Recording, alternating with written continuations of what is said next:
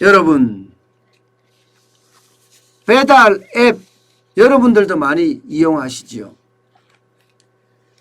아마 배달 앱을 이용하시면서 여러분들도 배달비에 깜짝깜짝 놀라실 거예요. 사실 배달비가 0이었잖아요. 0. 배달비가 없었어요. 여러분도 알다시피 우리가 중국집에서 시켜 먹으면 배달비 있었습니까? 전혀 없었어요. 그런데 어느 날 이 배달비가 생겼습니다. 배달비가. 이젠 중국집뿐만 아니라 모든 곳에 배달비가 생겼어요. 게다가 코로나19가 창궐하면서 배달 산업은 엄청나게 늘어났습니다. 옛날보다가 뭐 늘어난 정도가 아니라 폭증했다 이렇게 이야기할 만큼이요.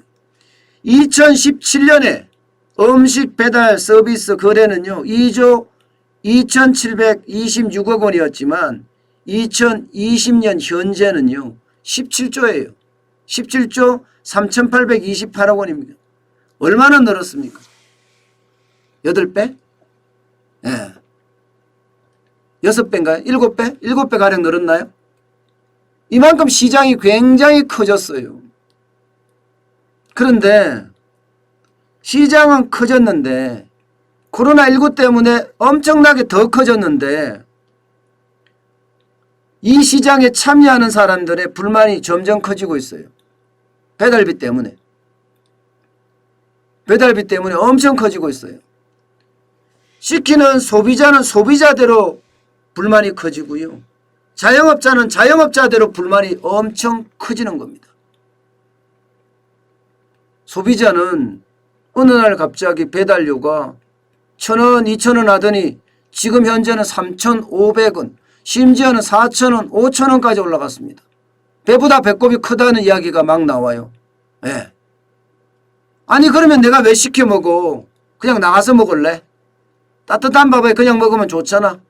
그렇게 생각할 정도로 변했어요. 이게 코로나19가 빨리 잠잠해지면 많은 사람들이 배달 덜 시켜 먹을 겁니다. 질려있거든 벌써. 이제는 식당에 가서 먹겠다. 아니면 해서 먹겠다. 아마 배달 산업은 타격을 굉장히 많이 받을 겁니다. 아마. 소비자들이 이렇게 불만을 토로하고 있기 때문입니다. 더 큰 문제는요. 더 큰 문제는 자영업자들이에요. 자영업자들은요. 어떻게 생각하면 뭐 이런 게 다 있어. 이렇게 생각하는 게 요즘 자영업자들이에요. 배달을 하면 남는 게 없어요. 잘못하면 손해 갑니다. 손해. 자, 여러분. 이게 더불어민주당의 이동주 의원실에서 만든 자료인데요. 17,000원짜리 치킨 한 마리 판매했을 때 남는 비용을 산정해 본 내용입니다. 그냥 결론적으로 말하면요. 배달해서 밥 팔으니까요. 남는 게 쉽게 말하면 13.7%가 남습니다. 13.7%. 17,000원짜리 치킨 하나 팔아서 내가 남는 거는 2,344원이에요. 2,344원. 그러면 옛날에는 어땠냐? 이 배달 앱이 나오기 전까지는. 배달 앱이 나오기 전까지는요. 5,893원이었습니다. 이익률이 34.6%였어요. 이익이 이 정도는 나야지 버티거든요. 그런데 지금 13.7%가 남는다고 이야기하면 여러분 아니 13.7%나 남잖아 이렇게 이야기할 수 있죠. 아니에요. 이게 단순하게 이렇게 봐서 되는 문제가 아니라 이게 배달 갔다가 이게 사고 나는 경우가 있습니다. 배달 사고가 나는 경우. 배달 사고가 나는 경우 그때 그거 덮어서는 사람 누구죠? 자영업자입니다. 그리고 만약에 양념치킨을 시켰는데 내가 후라이드 치킨을 보냈어요. 그러면 이것도 또 사고예요. 그러면 교환을 해줘야 되는데 일반적으로 그거 가져오면 식어서 맛이 없어요. 다시 튀겨서 또 보낸다 이러지는 못하거든. 양심이 있기 때문에. 결국은 그거 드세요. 제가 양념치킨 한 마리 더 해드릴게요. 이렇게 가거든요. 그럼 손해예요. 그래서 손해가 난다는 겁니다. 그런데 왜 손해가 나느냐 하고 따져봤더니 이 배달이 엄청나다는 거예요. 배달이. 배달에서 먹는 돈이 자 보세요. 17,000원에 원가는요.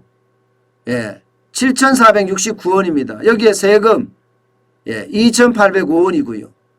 배달료가 배달 대행료입니다. 이거는 대행료는 배달료가 아니라 내가 주문할 때 그때 들어가는 게 대행료인데 배달 대행료가 1,500원입니다. 여기에 배달 앱 중개료가 또 따로 있어요. 배달 앱 중개료가. 이게 1,156원이에요. 여기에다가 임대료는 빼자고. 임대료는 빼고요. 그 다음에 결제 수수료가 있습니다. 이게 560원입니다. 560원. 배달 앱 광고료가 333원이에요. 이거를 다 합치면 오히려 배보다 배꼽이 큽니다. 배보다 배꼽이 훨씬 큽니다. 내가 이익 나는 것보다가 배달 앱에서 갖고 가는 게 훨씬 커요. 그러면 자영업자들은 어떻게 하겠어요? 아, 나 안 할래, 씨. 왜 해, 내가? 실제로 자영업자들 중에는요, 배달을 안 하는 사람이 굉장히 많아요. 배달을 안 하는 사람이.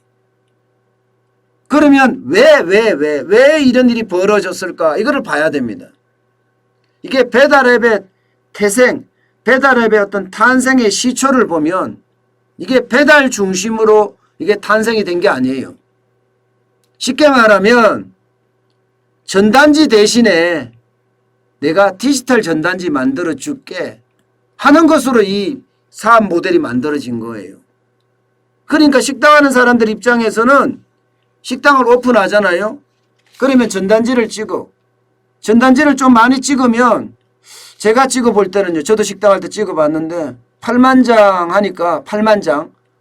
뭐 그렇게 하면 싸게 하면 뭐 한 40만 원? 50만 원? 요 사이 할 수 있더라고요. 그러면 40만 원, 50만 원 들여서 전단지를 돌려야 될 거 돌리지 마라 이거야. 절반만 내놔라. 절반만 넣으면 내가 디지털 전단지를 돌려줄게. 그래서 많은 곳에다 이렇게 뿌려주는 거예요. 디지털 전단지를. 이게 배달 앱의 시작이거든요. 그러다 보니까 전단지 대신이라는 단어가 여기에 들어가 있어요. 그래서 이게 자영업자는 남는 구조가 아닙니다. 남는 구조가. 오죽했으면 이게 배달 앱이 자영업자를 갈취한다는 이런 표현까지 쓰겠습니까? 분명히 매출이 늘어나서 남을 거라고 예상을 하지만 실제로 계산을 해보면 기로 계산이라고 하죠. 미치고 있다는 거예요. 이게 배달 사고들 때문이거든요. 저도 국밥집을 할 때 보면 배달을 가도요. 이거 다시 돌려받아서 다시 국밥을 만들어서 팔 수가 없어요. 결국은 우리가 먹거나 아니면 그냥 그거 드세요. 제가 다시 만들어 드릴게요. 이렇게 되는 게 일반적이거든요. 그러다 보니까요.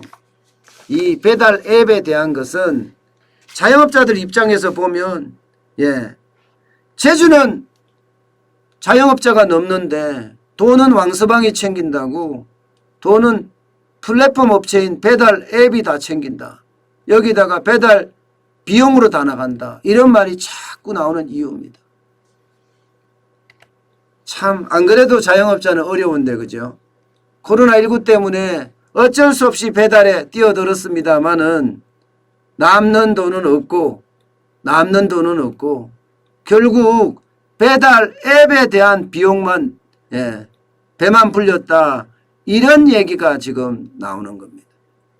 아마도 앞으로 시장이 계속 변하겠죠. 그렇지만 시장의 참여자가 소비자도 배달 비용 때문에 힘들다. 여기에 공급자도 뭐야? 왜 유통마진이 이렇게 세? 이렇게 지금 반발을 하고 있는 상태거든요. 그렇기 때문에 이 특수한 상황, 코로나19라는 특수한 상황이 지나면 아마 굉장히 많이 변해질 거다. 이 시장도 저는 그렇게 읽고 있습니다. 자영업자들이 갈취당한다고 생각하는 이상 더 이상 배달을 안 할 가능성도 커지는 거죠.